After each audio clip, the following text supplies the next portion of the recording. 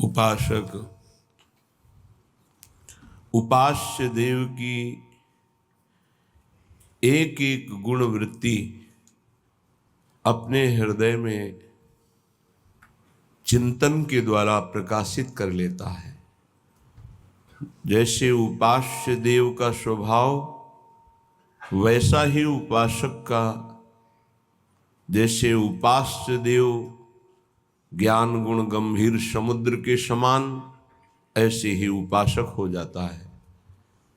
क्योंकि उपास्य देव के चिंतन से ही उपासक की उपासना परिपक्व मानी जाती है। तो जिसका हम चिंतन करते हैं उसका प्रभाव हमारे हृदय को प्रभावित कर देता है। जैसे हम प्राकृतिक वस्तु अभी चिंतन करें, कोई खट्टी चीज का, कोई तो अभी जबान में पानी आ जाएगा। वस्तु नहीं है, केवल चिंतन। किसी द्वेषी पुरुष का जिसने आपका अपमान किया हो, निंदा किया हो, उसका चिंतन करें, अभी गुस्सा आने लगेगा। अभी काम भाव का चिंतन करें, अभी काम भाव आ जाएगा।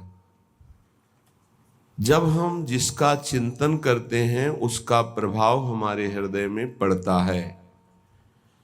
यदि हमारा संसार का चिंतन होता रहा तो संसार विषम है, संसार दुखालय है, संसार द्वंद्वमय है। तो उपासक द्वंद्वों में फंस जाएगा, विषमता में फंस जाएगा, दुख में फंस जाएगा।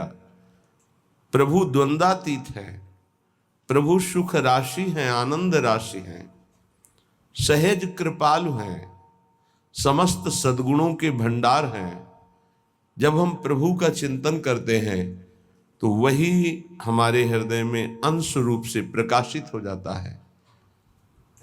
तो प्रायः सबके मुख से निकलने लगता है, ये तो मनुष्य रूप में साक्षात भगवान है, ये तो भगवान है। क्यों? क्योंकि भगवान का चिंतन करते करते समस्त भागवतिक गुण आ गए। और जब संसार का चिंतन केवल होता है, स्वसुख वांछा होती है, तो ऐसा नीच स्वभाव हो जाता है कि सबके मुख से निकलने, ये तो राक्षस है मनुष्य रूप में। तो खास बात निकली चिंतन। यदि उपासक का चिंतन शरीर का होता है, शरीर के भोगों का होता है, शरीर के सुखों का होता है, तो वो उपासक नहीं, वो विषयी है। यदि विषयों का सेवन करते हुए भी प्रभु का चिंतन होता है तो वो उपासक है, चाहे गृहस्थ हो चाहे विरक्त हो। प्रभु के सिवा अन्य किसी का चिंतन होना अपने अंतःकरण को मलिन करना, अपनी स्थिति को बिगाड़ना है। केवल प्रभु का चिंतन करना, बहुत कम समय में भगवत प्राप्ति कर लेना है।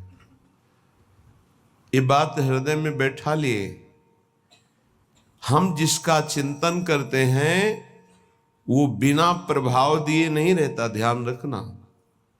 तो जब हम गंदी बातों का चिंतन करेंगे, जगत का चिंतन करेंगे, तो जगत को भगवान ने दुखालयम कहा है। चाहते सुख और चिंतन करते हो संसार का, तुम्हें सुख मिलेगा। जो आनंद सिंधु सुख राशि प्रभु हैं, सुख चाहते हो तो प्रभु का चिंतन करो। जब दुख नहीं चाहते हो तो सुख सिंधु प्रभु का चिंतन क्यों नहीं करते? चाहते हो सुख और चिंतन करते हो संसार का, चाहते हो सुख और करते हो पाप, जिसका परिणाम है दुख। पाप का तात्पर्य होता है शास्त्र विरुद्ध आचरण, वही पाप कहलाते हैं, वही अपराध कहलाता है। इसलिए हर उपासक को हर क्षण अपने आराध्य देव के चिंतन को संजोना चाहिए, संवारना चाहिए, छुपाना चाहिए, बचाना चाहिए, पचाना चाहिए। ऐसा कर ले गया तो दिव्यानुभूतियां उसके हृदय में ऐसी सच्ची मानिए। आपको जो सुख प्रभु के चिंतन में मिलेगा वो ब्रह्मा के पद में भी नहीं है। ये केवल कथा नहीं है कि प्रवचन किया जा रहा है, केवल आप चित्त जोड़िए थोड़ा प्रियालाल से, किशोरी जी के चरणों में चित्त को जोड़िए, राधा नाम से चित्त जोड़िए। जपना और चित्त जोड़ना थोड़ा अलग अलग है। चित्त जोड़ने का मतलब है तन्मयाहा स्थिति। नाम चल रहा है, नाम देख रहे हैं, नाम सुन रहे हैं और कुछ चिंतन नहीं है, उसे तन्मय कहा जाता है। नाम में तन्मय, रूप में तन्मय, लीला में तन्मय, सेवा में तन्मय। बिना तन्मय के चित्त संसार का चिंतन करता है और क्रियाएं भागवतिक होती हैं तो आनंद का अनुभव नहीं होता। इसका उल्टा हो तो आनंद का अनुभव हो जाए।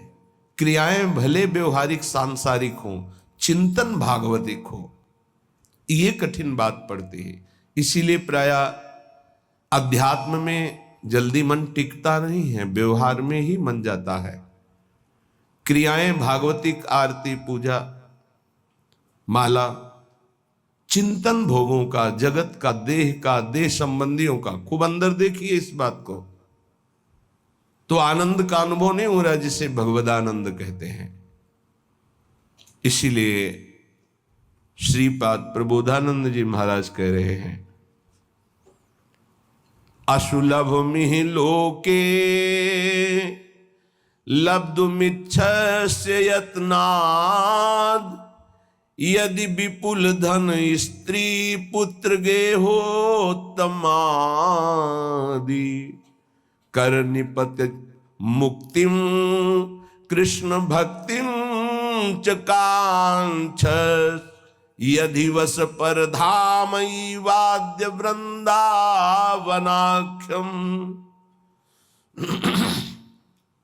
तुम्हें बहुत संपत्ति की चाह है, मेरे प्रभु का भजन करो, सच्ची मानिए, ऐसी संपत्ति प्राप्त होगी कि न पारमेष्ठ्यम न महेंद्रधिष्ण्यम न सार्वभौमम न रसाधिपत्यम न योग सिद्धिर न पुनर्भवम वा। विश्वास करो। 4 दिन भजन करते हो, ऊब जाते हो, ऐसे नहीं। लक्ष्य की प्राप्ति के लिए प्राणों की बाजी लगाई जाती है, चाहे कोई लक्ष्य हो। लौकिक लक्ष्य में क्या खिलवाड़ से कोई विजय प्राप्त करता है? प्राणों की बाजी लगाकर जब अभ्यास किया जाता है तो साधारण से साधारण और असाधारण से असाधारण सब पर विजय प्राप्त की जाती है, जब प्राणों का मोह छोड़कर अभ्यास किया जाता है। ऐसे ही भजन का अभ्यास आप मान लीजिए, जो चाहिए वो प्राप्त हो जाएगा। श्रीपाद कह रहे, असुलभ मिहि लोके लब्धुमिच्छस्य यत्नाद। तुम प्रयास से उतना धनी नहीं हो सकते हो जितना भगवत कृपा से हो जाओगे। प्रयास तो सब कोई कर रहा है कि मैं सर्व सुखों का भोक्ता बन जाऊं, पर बन पा रहा है क्या? भगवान के नाम का चिंतन करते हुए जथा लाभ संतोष सदा काहू सो कछु न चाहोंगो, ये स्थिति सुदामा जी की थी। कई कई दिन घर में भोग नहीं लगता था, तुलसी दल और चरणामृत से बच्चों का पोषण होता था। एक दिन द्वारिकाधीश की कृपा कटाक्ष हुई, द्वारिकापुरी की तरह वैभव सुदामापुरी में। भगवान के लिए कुछ मेहनत करनी पड़ती है।